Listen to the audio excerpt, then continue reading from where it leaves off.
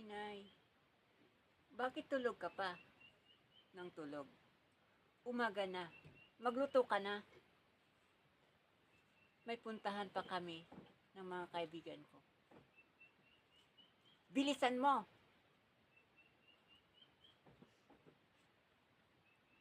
Anak,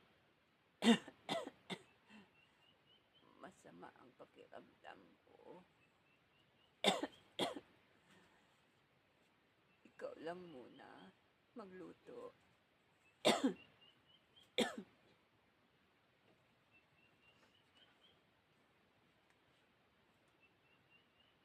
Ayaw ko. Kasi ikaw ang ina. Ikaw ang dapat magluto. Kasalanan mo yan.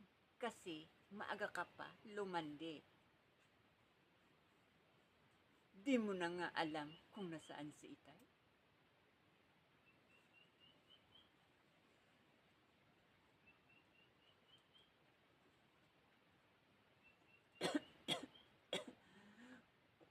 Huwag mo na akong sisihin, anak Roxanne.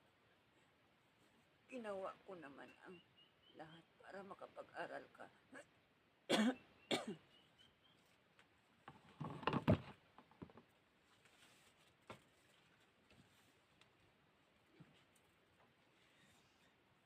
Ganon pala. Sinusumbatan mo ako dahil ikaw ang nagpaaral sa akin. Karapatan mo yan dahil ina ka. Nagkaraan ng ilang taon, lalong lumala ang masamang ugali ni Roxanne.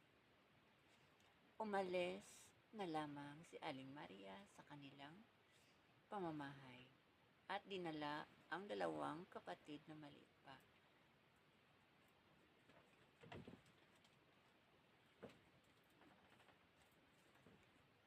At pag-uwi ni Roxanne sa kanilang bahay kasama ang mga kaibigan. Bakit walang tao ang bahay? Nasaan kaya si inay? Pagkaraan ng ilang buwan, nagkasakit si Roxanne. Ang mga kaibigan niya ay di na pumapansin sa kanya. Sa mabuting palad, bumalik ang kanyang ina para malaman ang kanyang kalagayan.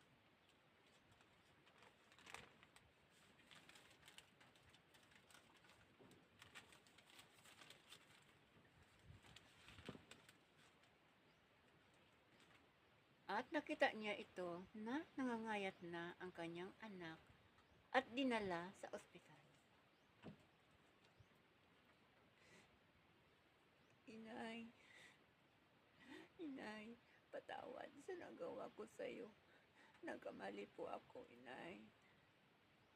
Patawad po, patawad. Patawad po. Matagal na kita pinatawad, anak, Roxanne. Nagkaraan naman ng ilang buwan at dumating ang kanyang asawa na si Romeo na di niya inaasahan. Muling naging masaya ang magpamilya.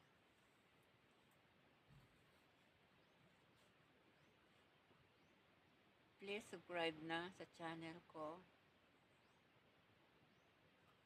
para tuloy-tuloy